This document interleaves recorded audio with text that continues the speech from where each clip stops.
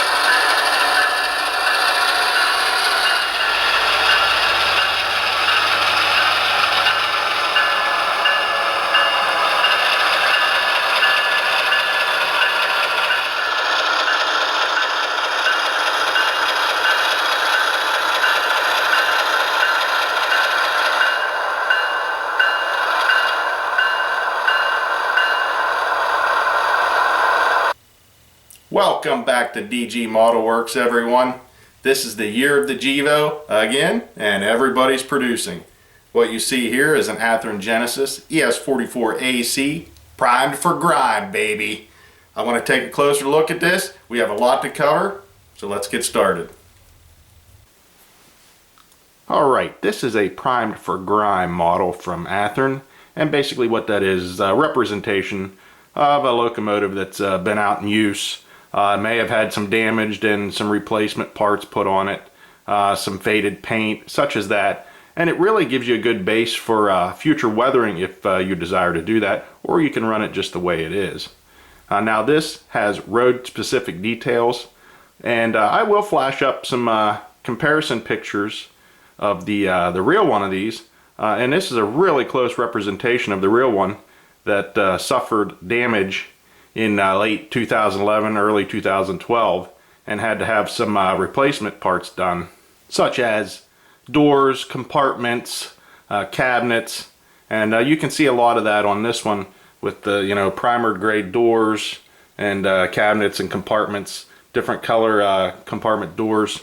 And courtesy of railroadpicturesarchives.net, I will flash up some the pictures of the real one, and I will leave credit in the description for those pictures. Here in these photographs you can see a lot of the primer gray replacement parts that were installed on the real locomotive, and even some primer gray paint on top of the B in BNSF, if you can see that there. As you can see, this model is a very close representation to the real thing. Now this model has a ton of detail on it, lots of underbody piping, lots and lots of grab irons. We have all LED lighting, full cab interior, tinted windows, the list goes on, but I want to give you a closer look at some of those details. Right off the bat you can notice the faded orange paint. You can also see some of the cab interior, the tinted windows, lots of grab irons, and very crisp numbering. Now one other thing I've noticed with Athearn locomotives lately, they used to use a tacky type glue to attach separately applied parts, and I haven't noticed that.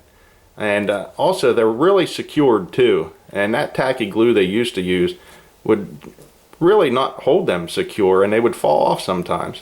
But everything seems to be very well attached. As we move further down you can see the primered cab door, different color compartment doors, lots of warning labels, grab irons up the front, and the usual stuff down below, MU hoses, MU cables, and your plastic McHenry coupler. And look at some of this piping here. We have see-through grills. We have more primer gray replacement parts. We have grab irons up the side here, grab irons up here. We have grab irons everywhere. More detail back here. Look, all this underbody piping that you really can't see in this shot, but I will show you that a little later, trust me. And none of these grills are see-through. As we get to the back, more grab irons. We got grab irons here, grab irons there, grab irons there. I'm telling you, if you love grab irons, this is the locomotive for you.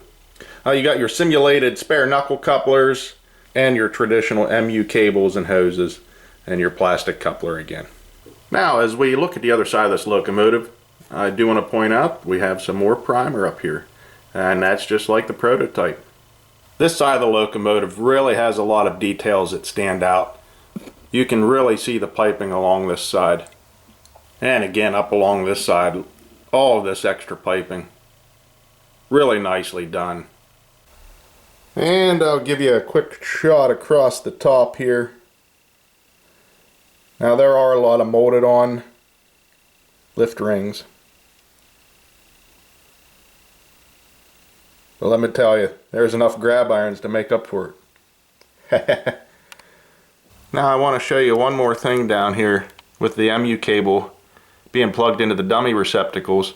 You can actually see the dummy receptacle covers lifted up and the cable plugged in. Nice little touch, actually. Alright, I'm going to attempt to speed up the tempo of this video a little bit just to move things along. So I'm going to cover lights, sounds, and operating all together. Now if you buy this locomotive with sound, it will come with TSUNAMI 2, and it includes this pamphlet here with a lot of information on TSUNAMI 2 if you're not familiar with that. Now before we start into the lights, sounds, and operating of this, I do want to give you a glimpse of what the inside of this looks like. Now in this picture here, you can see the TSUNAMI 2 board, the 28mm speaker, and check out all that underbody piping that I was talking about earlier. This is where I said I would show it to you. Now if you order this without sound, it will come with a different style board inside, and it will accept a 21-pin decoder of your choice. And in this shot, check this out. I noticed it when I took the shell off that there is an added chunk of weight up in the nose of this. Hey, that's pretty cool. Add weight where you can. Alright, let's fire this thing up. Applying track power now.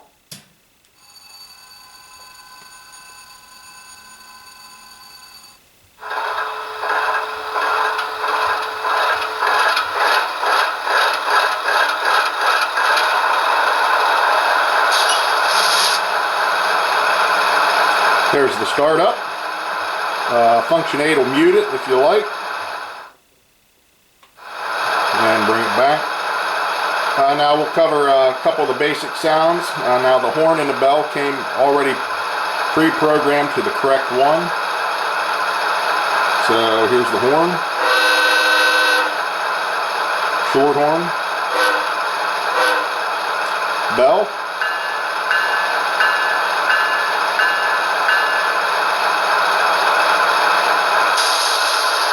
Now it does have dynamic brakes, but you have to be moving for them to work, for you to hear them, and you can set them up that they actually slow the locomotive, etc., etc. There's a lot of features in the TSUNAMI 2 that I'm not going to cover here just for the sake of the length of this video. So if you're not familiar about all of that stuff, I suggest you do a little research, check out the manuals.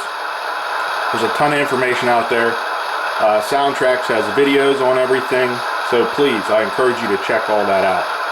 Alright, I'm going to talk about the all LED lighting in this quick.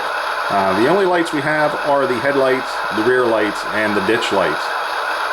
Let me turn the headlight on, and we'll turn the ditch lights on, function 5. Now I'm going to tell you right now, out of all the locomotives I've ever purchased, this has the best lighting by far. I am so impressed with the lighting in this, it's unbelievable. Alright, I killed some of the lighting in here so you could see this better. I mean, that lighting right there doesn't get any better. This is by far the best lighting that I've ever seen in a locomotive from the factory. There's a quick shot of the rear light. Again, perfect lighting. Alright, as we get into operating this a little bit, you noticed at the beginning of the video the pulling power of this locomotive. Now I reviewed one of these back in May, an Athearn Genesis GEVO, back in May. It was a Norfolk Southern one, if you remember. And I noticed this one didn't pull as well as that one did. So I decided to weigh both models. This model here weighs 2 ounces less than the one released in May. Now I cannot figure out why. I don't know what would have changed to make this one lighter. But it is 2 ounces lighter, and guess what? It shows up in pulling power. But it was still quite impressive. Alright, let's check out the performance of this a little bit. Now I will say, when this was new right out of the box, it was a little herky-jerky in speed step 1. It did require a little bit of break-in. And after that, here we go. I'll bump this up to speed step 1.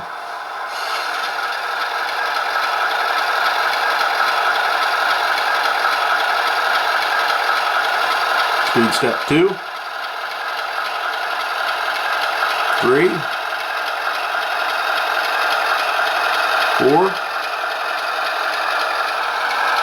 5. 6.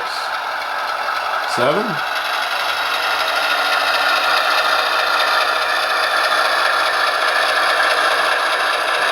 Oh, you gotta love the sound of the G.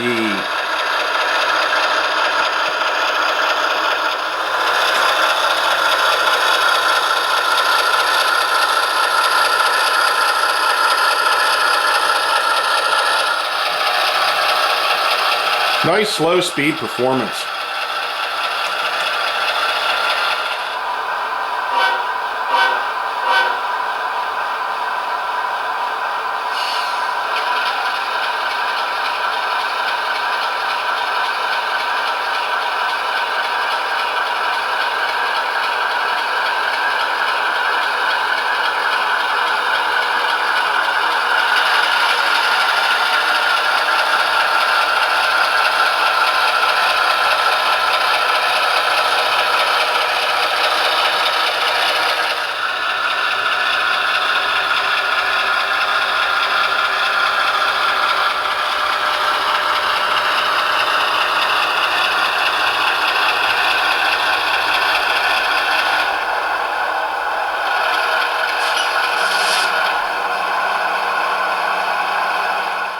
Alright, I muted this quick so you can hear me for this next bit. Now, if you're new to Tsunami 2, they have a feature called Digital Dynamic Exhaust. Basically what that is, the decoder can sense the amount of force being applied to the motor, and it will increase or decrease the prime mover sound accordingly to give you a sense of realism of a locomotive pulling, say, a heavy train, or going up a grade or down a grade. This is a really cool feature because it will simulate the prime mover having to ramp up or struggle to pull something heavy or to back off when it's not needed, while the locomotive maintains a constant speed. It just provides a sense of realism that's really awesome. And I'm going to try to demonstrate that to you right now. Alright, I have the digital dynamic exhaust set up on this. Now I'm going to start moving the locomotive in reverse, and I'm going to use my finger to try to push back on the locomotive a little bit to add resistance, and you'll hear the prime mover notch up. So that will simulate, say, going up a grade, or like I said, pulling a heavy train. So let's try it, and just listen for the sounds.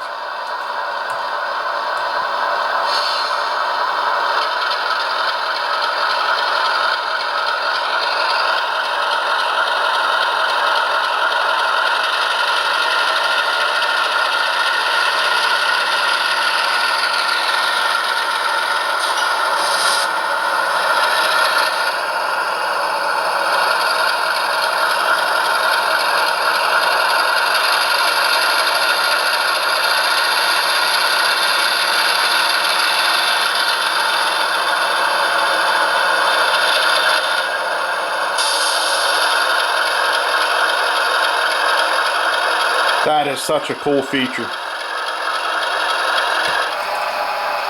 Alright, I'm going to provide another demonstration of that. I do have a slight grade right here.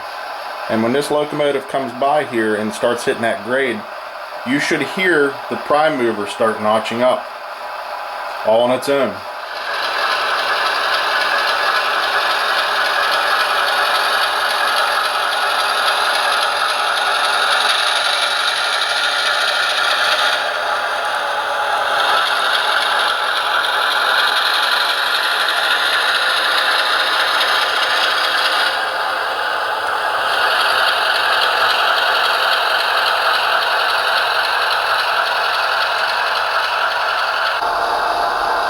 Alright, one more demonstration with a long train attached to it.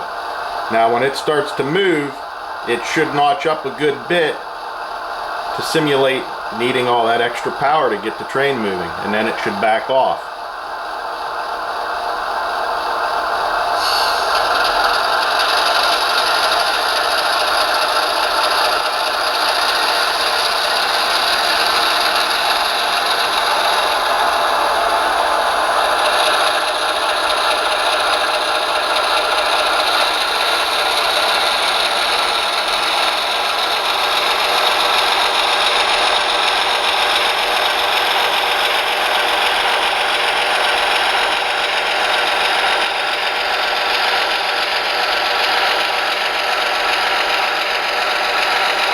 There you go. Did you hear it notch up and then back down and then notch back up again? Well, that's going to do it for this video. Now, I'm going to answer the question that most of you probably have, and that is, why is there a BNSF locomotive on my lab? Well, it's simple. Prime for Grime. I wanted to check it out. That's something Athearn has been doing lately to some rolling stock and some locomotives. And it's a really cool feature. So if that's something that interests you, check it out. And also, it's the year of the GEVO again, right? I had to check out another GEVO. Alright, if you would like a little bit more information on this locomotive, check out the description for some links. Alright guys, that's all I have for this video. I'll see you next time.